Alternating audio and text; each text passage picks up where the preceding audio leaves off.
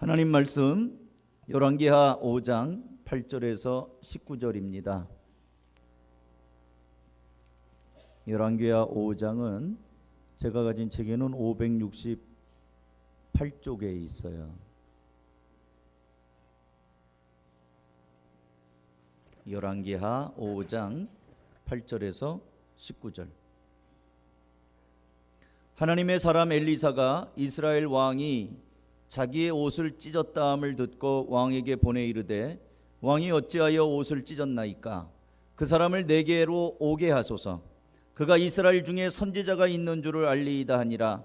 나아만이 이에 말들과 병거들을 거느리고 이르러 엘리사의 집 문에 서니 엘리사가 사자를 그에게 보내 이르되 너는 가서 요단강에 몸을 7번 씻으라. 내 살이 회복되어 깨끗하리라 하는지라. 나아만이 노하여 물러가며 이르되 내 생각에는 그가 내게로 나와서서 그의 하나님 여호와의 이름을 부르고 그의 손을 그 부위 위에 흔들어 나병을 고칠까 하였도다. 다메섹 강 아바나와 바르발은 이스라엘의 모든 강물보다 낫지 아니하냐? 내가 거기서 몸을 씻으면 깨끗하게 되지 아니하랴 하고 몸을 돌려 분노하여 떠나니 그의 종들이 나와서 말하여 이르되 내 아버지여 선지자가 당신에게 큰일을 행하라 말하였더면 행하지 아니하였으리이까? 하물며 당신에게 이르기를 씻어 깨끗하게 하라 함이리이까 하니 나아만이 이에 내려가서 하나님의 사람의 말대로 요단강에 7번 몸을 잠그니 그의 살이 어린아이의 살같이 회복되어 깨끗하게 되었더라. 나아만이 모든 군대와 함께 하나님의 사람에게로 돌아와서 그의 앞에 서서 이르되 내가 이제 이스라엘 외에는 온 천하에 신이 없는 줄을 아나이다. 청하건대 당신의 종에게서 예물을 받으소서 하니 이르되 내가 섬기는 여호와께서 살아계심을 두고 맹세하노니 내가 그 앞에서 받지 아니하리라 하였더라. 나아만이 받으라고 강권하되 그가 거절하니라. 나아만이 이르되 그러면 청하건대 노새 2마리의 실을 흙을 당신의 종에게 주소서. 이제부터는 종이 번제물과 다른 희생제사를 여호와 외에 다른 신에게는 드리지 아니하고 다만 여호와께 드리겠나이다. 오직 한 가지 일이 있사오니 여호와께서 당신의 종을 용서하시기를 원하나이다. 곧 내 주인께서 림몬 신당에 들어가 거기서 경배하며 그가 내 손을 의지하심에 내가 림몬의 신당에서 몸을 굽히오니 내가 림몬의 신당에서 몸을 굽힐 때에 여호와께서 이 일에 대하여 당신의 종을 용서하시기를 원하나이다 하니 엘리사가 이르되 너는 평안히 가라 하니라. 그가 엘리사를 떠나 조금 가니라. 아멘. 먼저 말씀을 시작하면서 제가 지금 5장 8절부터 읽었는데 5장 1절 말씀을 다 같이 한 목소리로 먼저 읽겠습니다. 5장 1절 시작. 아람 왕의 군대 장관 나아만은 그의 주인 앞에서 크고 존귀한 자니 이는 여호와께서 전에 그에게 아람을 구원하게 하셨음이라. 그는 큰 용사이나 나병 환자더라. 그렇습니다. 오늘 본문에 등장하는 나아만은 아람 나라의 군대 장관이었습니다. 장관도 보통 장관이 아니라 전에 아람 나라에 큰 위기가 닥쳤을 때 나라를 구한 장군이었습니다. 이런 장군이었기 때문에 왕은 나아만을 매우 신뢰하고 의지했습니다. 그런데 본문 1절 끝머리에 보니까 그는 큰 용사이나 뭐예요? 나병 환자더라. 나아만 장군이 1인지하 만인지상 한 사람의 왕의 밑에 있고 모든 사람의 위에 있는 어마어마한 권력과 부귀영화를 갖고 있었지만 부질없는 한 사람의 문둥병자라는 것을 성경은 말하고 있습니다. 죽음을 눈앞에 둔 문둥병자 나아만, 그러나 큰 장군, 얼마나 대비가 됩니까? 대단한 장군인데 성경은 말하기를 그가 대단한 장군이라고 말하면서 끄트머리에 살짝 그는 나병 환자라. 여기에 나아만의 비극이 있습니다. 그리고 이 나아만의 이 비극은 나아만뿐만 아니라 오늘을 살아가는 우리의 비극이기도 해요. 군대의 장군을 지나 장관이 된 나아만의 나이는 몇 살이나 됐을까요? 몇 살 정도가 돼야 국방부 장관이 될까요? 아무리 적게 잡아도 40살 이상은 되지 않았겠어요? 50살은 되지 않았겠어요? 이 정도 나이면 지금 참모총장이 또 국방부 장관의 나이가 지금 8, 9세 아닙니까? 그러니까 이 나라의 왕 밑에 있는 이 군대 장관이 되려면 아무리 적게 잡아도 40, 50대, 50대는 됐으리라고 보는 건데, 이 정도 나이면 인생의 황금기입니다. 중년의 나이는 정말 멋진 때예요. 뭐든지 안정감이 있고 자신만만하고 기반이 잡힐 때입니다. 그런데 덜커덕 이제 살만한가 했더니 죽을 병이 걸린 거예요. 여러분이 나아만의 처지라면 어떤 심정이겠습니까? 아침에 나아갔다가 많은 사람들이 장군님 장군님 이러는데 집에 돌아와서 무거운 갑옷을 한꺼풀씩 벗을 때마다 썩은 냄새가 나고 고름에 축축하게 젖어 있는 속옷을 벗어야 되는 그 상황. 바깥에서는 장군이라고 하지만 집에 들어오면 썩은 문둥병자가 거울 앞에 서 있습니다. 처음에는 가장 가까운 아내가 알죠. 여보 이게 웬일이요? 근데 이게 냄새가 나기 때문에 시간이 갈수록 사람들에게 알려집니다. 아무리 향수를 독한 걸 뿌려도 이 썩은 문둥병의 냄새는 알려지게 돼 있어요. 쓱 지나갈 때 바람결에, 저도 이 길 가다가 어떤 여자든지 아주머니든지 뭐 쓱 지나가면은 뭐 이렇게 휘날리는 냄새가 싹 있잖아요. 근데 거기에 썩은 문둥병 냄새가 난다고 가정해 보세요. 이제 눈치를 다 챌 겁니다. 주변 사람이 알게 되겠죠. 문둥병은 전염성 때문에 누구도 예외 없이 높고 낮음을 가리지 않고 격리해야 됩니다. 이제 얼마 안 있으면은 왕도 못 만나게 될 겁니다. 왕을 못 만난다는 것은 지금까지 쌓아왔던 모든 것들이 하루아침에 무너진다는 걸 뜻해요. 그러던 나아만 장군에게 보금이 들려옵니다. 언젠가 이스라엘을 쳐들어갔을 때 잡아온 조그만 여종 하나가 깜찍하게도 나아만 장군의 그 병을 눈치를 챘습니다. 전 가능하다고 생각해요. 나아만이 쑥 오면은 바람이 쓱 지나가잖아요. 사람이 지나가면. 그러면서 채취가 날라오지 않습니까? 이 여자아이가 눈치 빠르게 자기 주인님이 문둥병을 앓고 있는 걸 알았어요. 그리고 가만히 보니까 몸종 아닙니까? 나아만 장군의 부인의 몸종이기 때문에 근심 어린 모습을 봤겠지요. 아, 집안 공기가 이상하구나. 우리 주인님이 뭔가 지금 몹쓸병이 걸렸구나. 가만히 보니까 아, 저 문둥병이네. 그래서 이 여종이 이야기를 합니다. 아, 우리나라에 저 문둥병을 고쳐줄 수 있는 선지자가 계시는데, 나아만 장군이 그분에게 가기만 하면 고칠 수 있는데. 여러분, 물에 빠진 사람은 지푸라기라도 잡는다는 속담이 있습니다. 왜 그래요? 죽어가는 사람은 얼마나 다급한 나머지 지푸라기 잡아야 나옵니까? 통나무 잡아야 나오지. 근데 뭐라도 좀 살아보려고 지푸라기라도 잡는 거 아닙니까? 나아만이 자기 병을 고쳐줄 수 있다는 말에 이 어린아이 말을 믿어요? 그런데 이 나아만은 그 말 한마디를 붙잡고 자기 왕에게 휴가를 청합니다. 그래가지고 당장에 그 선지자가 사는 데가 어디냐를 물어서 이제 갑니다. 단숨에 달려갑니다. 하지만 엘리사는 나아만을 만나주지 않습니다. 대신 집에서 심부름하는 사람을 내보냅니다. 이거를 제가 쉬운 성경으로 이 대목을 읽어드릴게요. 열왕기하 5장 9절입니다. 그래서 나아만은 말과 전차를 몰아 엘리사의 집으로 가서 문 밖에 섰습니다. 말하고 전차를 몰고 갔어요. 얼마나 급한지 전차를 타고 빨리 엘리사를 만나기 위해서 전차 타고 갔어요. 10절, 엘리사가 나아만에게 심부름하는 사람을 보내어 말했습니다. 요단강으로 가서 7번 씻으시오. 그러면 당신의 피부가 고침을 받아 깨끗해질 것이오. 여러분, 병을 고치는 것도 중요하지만 사람에게 또 중요한 게 있습니다.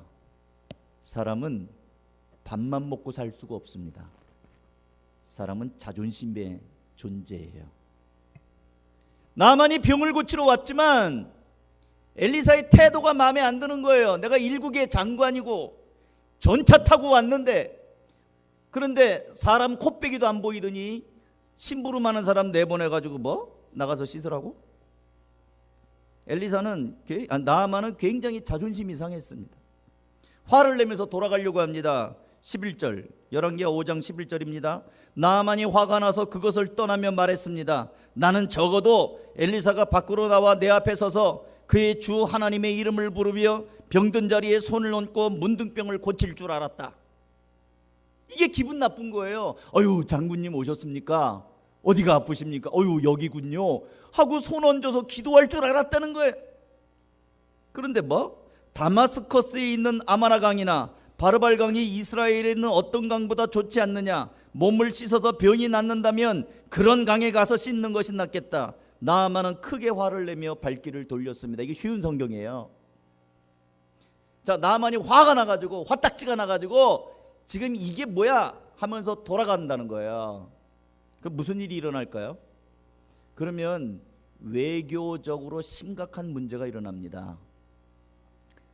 우리나라에 예를 들어서 미국에 참모총장이 왔다고 칩시다. 근데 그 사람을 때렸다고 생각해 보세요. 때려가지고 그냥 그러고 돌려보내면 이 외교적으로 어떻게 되겠어요?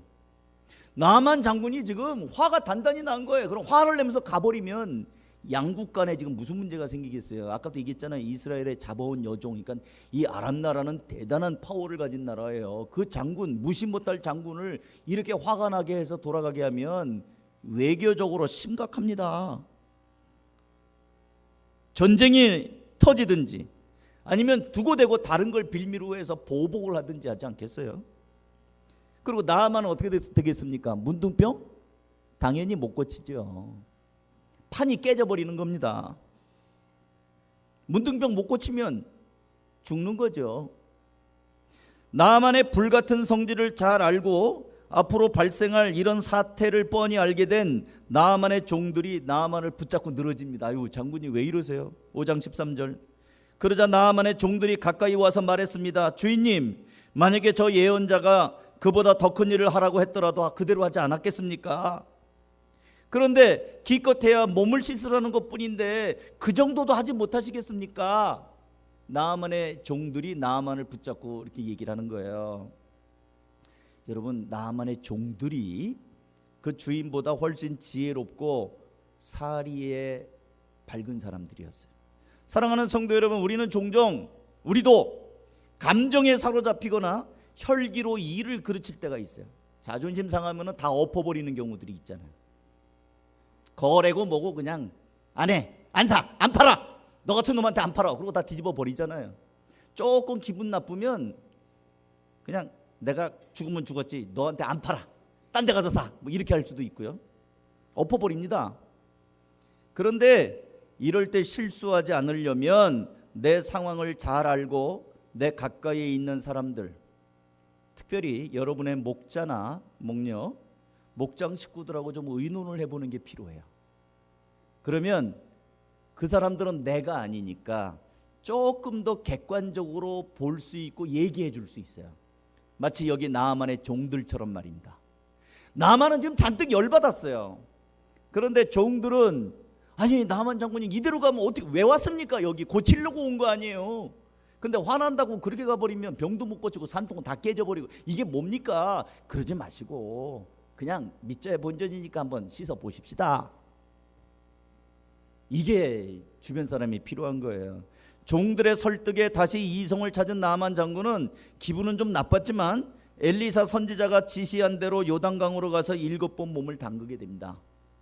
그러자 놀라운 일이 일어났어요. 다 같이 보면 우리 여러분이 가진 성경 5장 14절을 보겠습니다. 다시 한번 읽어볼까요? 한 목소리로 봅니다. 시작. 나아만이 이에 내려가서 하나님의 사람의 말대로 요단강에 몇 번? 7번 몸을 잠그니 그의 살이 어린아이의 살같이 회복되어 깨끗하게 되었더라. 할렐루야. 말씀대로 때를 빡빡 민 것도 아니에요. 아유, 이놈의 문둥병 빨리 없어져라, 뿌덕뿌덕 민 것도 아니에요. 그냥 물에 담갔다가 나왔다가 담갔다가 나왔다가. 우리 한국식 목욕이 아닙니다. 한국식 목욕은 이태리 타올 갖고 밀잖아요. 껍데기 벗기잖아요. 그거 아니고 그냥 물에 들어갔다가 나왔다가 들어갔다가 나왔다 7번. 그렇게 순종했더니 하나님의 회복의 능력이 경험된 겁니다. 이 기적을 경험한 나아만은 비로소 하나님이 살아계시다는 사실을 깨닫게 되었죠. 그리고 최선을 다해 감사의 표현을 합니다. 나아만이 올 때 전차 타고 왔다고 그랬잖아요. 전차만 타고 온 게 아니라 선물까지 갖고 왔어요. 예물. 열왕기 5장 15절, 나아만이 모든 군대와 함께 하나님의 사람에게로 돌아와서 그의 앞에 서서 이르되 내가 이제 이스라엘 외에는 온 천하에 신이 없는 줄을 아나이다. 청하건대 당신의 종에게서 예물을 받으소서. 예물 갖고 왔어요. 예물. 나아만은 자기가 갖고 온 예물을 하나님의 사람 엘리사에게 아낌없이 드리려고 합니다. 사랑하는 성도 여러분, 은혜 받으면 하나님께 드리는 것이 아깝지 않습니다. 은혜를 받으면 하나님의 사람들을 섬기고 싶어 해요. 목사님 밥 사주고 싶어 해요. 목자에게 선물 주고 싶어 해요. 은혜를 받으니까, 고마우니까. 그래서 제가 여러분들이 은혜를 많이 받기 기도합니다. 그래야 밥을 얻어먹지. 여러분, 뒤집어 말하면 우리 마음속에 왜 인색한 마음이 드는 줄 아세요? 은혜 받지 못해서 그래요. 그 뭐 누가 왜 안 해주냐 그렇게 말할 게 아니에요. 은혜 못 받았구나. 아유, 저분이 은혜가 없구나. 은혜를 못 받으면 자꾸 인색한 마음이 들어가요. 우리 마음에 인색한 생각이 자꾸 들어가는 거는 하나님의 은혜가 없어서 그래요. 하나님의 은혜를 알지 못해서 그럽니다. 그리고 마귀가 우리에게 복을 받지 못하게 하는 전략 중에 하나가 뭐냐면 인색한 마음을 불어넣는 거예요. 인색한 사람들은 절대로 복을 못 받습니다. 그래서 사도 바울은 교회 연보에 관해서 언급을 하면서 이렇게 말하죠. 고린도후서 9장 7절, 각각 그 마음에 정한 대로 할 것이요 인색함으로나 억지로 하지 말지니 하나님은 즐겨내는 자를 사랑하시느니라. 하나님이 능히 모든 은혜를 너희에게 넘치게 하시나니. 하나님은 인색하지 않고 넘치게 하는 분이죠. 그러니까 하나님 앞에 드릴 때 인색하지 말라고 그래요. 지난 주간에 저희 아버지하고 제가 일주일에 한 번 정도 만난다고 그랬잖아요. 어머니 노인병원에 누워 계시니까 제가 맏아들이니까 같이 모시고도 못 살지만 어머니를 좀 이렇게 일주일에 한 번은 보고 싶은 거예요. 갔어요. 그랬더니 저희 어머니도 이제 권사님이신데 아버지가 얘기를 하시는 거예요. 아버지가 어디 가서 없는 사이에 어머니 다니는 교회 목사님하고, 거기는 구역이에요. 구역 식구들이 어머니를 봉비라고 신방을 왔대요. 지금 다른 교회는 대신방 기간인가 봐요. 그러니까 노인병원에 누워 계시는 저희 어머니를 저희 아버지도 없는 가운데 다니시는 교회 목사님, 구역장 뭐 이렇게 해갖고 신방을 다녀가셨대요. 뒤늦게 아신 거죠. 그러니까 아버님이 고맙겠죠. 그래서 감사 헌금을 하고 싶었던 거예요. 근데 저에게 물어보는 거예요. 감사 헌금 얼마나 하면 좋겠냐? 대답해 보세요. 얼마 하면 좋을까요? 우리 아버지가 어머니 신방 다녀온 그 교회에 신방 감사 헌금을 하고 싶으신데 얼마를 하면 좋겠냐요? 저보고. 참고 저희 아버지는 노인복지관 다니셔요. 복지관에서 노인들을 위한 식사가 2,000원입니다. 2,000원짜리 식사하셔요. 나가서 밥 잘 안 사잡수고 노인복지관에서 뭐 이렇게 사진도 배우고 뭐 이러면서 거기 노인들을 위해서 그 준비한 밥이 2,000원이에요. 점심 식사가. 그거를 애용하십니다. 그리고 제가 아들이라고 아버지를 위해서 밥을 사드리거든요. 종종. 돈은 누가 낼까요? 제가 냅니다. 항상 제가 내요. 거의 제가 내요. 그러니까 굉장히 본인은 돈을 잘 안 쓰시는 분이세요. 그래서 제가 그랬어요. 딱 눈치 보니까 아버님이 2,000원짜리 식사하시는 분인데 헌금을 제가 얼마 하라고 얘기하겠습니까? 그래도 아버지 이 대신방이고 그러니까 아버지 그렇게 감사하면 한 5만 원 정도 하시지요. 아니면 그거 좀 부담되면 한 3만 원 정도 하시든지요. 노인이니까. 그랬더니 대답이 별로 없으세요. 그래서 마지막으로 하는 말, 에이 감동되는 대로 하세요. 감동되는 대로. 그랬더니 아버지가 이렇게 말씀하세요. 야, 세 분 오셨는데 식사 대접해도 4만 5천 원이다. 그러면서 5만 원은 아니지, 10만 원 해야 되겠다, 이렇게 하신 거예요. 그래서 제가 놀랄 노자예요. 2천 원짜리 식사하시고 아들한테 늘 그 돈 내게 하시는 분이 그렇게 하신다고 그래서 제가 대단한 결단하시다. 속으로는 굉장히 기분이 좋으셨어요.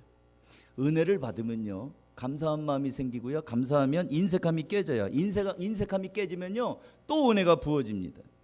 저는 우리 한가족교회 성도들 모두 우리를 묶고 있는 인색함들이 다 깨져나가기를 주님의 이름으로 축원합니다. 하나님께서는 인색하신 분이 아니라 우리에게 주시되 흔들어 넘치도록 부어주시는 풍성한 분이셔요. 누가복음 6장 38절, 주라 그리하면 너에게 줄 것이니 곧 후이되어 누르고 흔들어 넘치도록 하여 너에게 안겨주리라. 하나님은요, 흔들어 갖고 넘치도록 준대요. 옛날에 쌀 가게 가면 쌀 살 때 쌀 사본 분들이 있을 거예요. 이 겉으로 막 수북하게 붙잖아요. 콩 한 대, 뭐 콩 한 말 막 넣잖아요. 근데 그거 탕탕탕탕 치면 쑥 내려갑니다. 그냥 그 빨리 해서 주면 수북한 거 갖고 빨리 담아주면은 하는 건데, 진짜 많이 주는 분은요, 대박을 말을 다른 다음에 땅땅 쳐요. 그럼 이게 가라앉으면서 많아지는 거예요. 후히되어 흔들어 넘치도록은 더 많이 준다는 얘기예요. 어쨌든 나아만은 감사의 표현을 합니다. 그렇지만 엘리사는 거절합니다. 15절, 나아만이 모든 군대와 함께 하나님의 사람에게로 돌아와서 그의 앞에 서서 이르되 내가 이스라엘 외에는 온 천하에 신이 없는 줄 아나이다. 청하건대 당신의 종에서 예물을 받으소서 하니까요. 16절, 이르되 내가 섬기는 여호와께서 살아계심을 두고 맹세하노니 내가 그 앞에서 받지 아니하리라 하였더라. 나아만이 받으라고 강권함에 그가 거절하니라. 안 받아요. 안 받습니다. 엘리사는 왜 거절했을까요? 이게 당연히 받을 수 있잖아요. 근데 왜 거절했을까요? 1번, 엘리사는 부자다. 그까지 예물 따위 필요 없다. 2번, 이방인 주제에 그거 받아서 뭐해, 부정하다, 꺼림칙하다. 3번, 김영란법이 살아있다. 아니에요. 하나님의 능력으로 된 일에 자기가 영광을 받는 격이 될까봐 엘리사는 조금이라도 하나님의 영광을 내가 이거 받으면서 무슨 대가 받는 것처럼 하기 싫었던 거예요. 하나님의 영광이 온전히 돌려줘야지. 내가 이 사람 병 고친 거 아니잖아요. 그거 받으면 기브앤테이크예요. 내가 병 고쳐주고 삭스를 받는 거예요. 대가를 받는 게 되니까 이건 하나님이 하신 거다. 안 받아요. 그러자 이제 제가 오늘 설교의 이제 결론이고 강조점이에요. 이 나만 장군이 기가 막힌 요청을 합니다. 두 가지를 얘기해요. 하나는 제가 이 말씀 읽다가 내가 왜 이 말씀을 못 봤지 그동안. 저 이 본문 굉장히 많이 봤거든요. 근데 요번에 새롭게 보이는 거예요. 나만 장군이 선물 거절하는 엘리사에게 두 가지 요청을 합니다. 제가 이 말씀을 보면서 눈을 의심하고 귀를 의심했어요. 한번 읽어볼게요. 17절 다 같이 읽어보겠습니다. 시작. 나만이 이르되 그러면 선물 안 받으니까 청하건대, 요청하죠. 노새 2마리의 실을 흙을 당신의 종에게 주소서. 흙 달라고 그래. 흙. 이제부터는 종이 번제물과 다른 희생제사를 여호와 외에 다른 신에게는 드리지 아니하고 다만 여호와께 드리겠나이다. 선물 안 받으니까 나만 장군이 엘리사에게 흙을 달라고 그래. 노새에게 실을 수 있는 흙. 그리고 자기가 돌아가면 왕은 하나님 모르잖아요. 이 늙은 왕이 자기의 우상에게 절을 하는데 자기를 의지해서 나 좀 부축해줘 그래갖고 왕에게 절을 시키다 보니 자기도 덩달아서 고개가 숙여진다는 거예요. 그거 좀 내 본심은 아니니까 이해해달라는 겁니다. 두 가지. 흙을 주시오. 왕을 모시고 의전을 할 때 나도 어쩔 수 없이 왕과 함께 고개를 숙이게 되는데 그거 우상숭배라고 나를 책망하지 말고 용서해 주세요. 나 본심은 아닙니다. 그게 지금 18절에 있는 얘기예요. 그가 내 손을 의지하시면 내가 림몬 신당에서 몸을 굽히오니. 왕을 이렇게 굽히게 하다 보니까 자기가 어쩔 수 없이 그렇게 되니까 내가 림몬의 신당에서 몸을 굽힐 때 여호와께서 이 일에 대하여 당신의 종을 용서하기 바랍니다.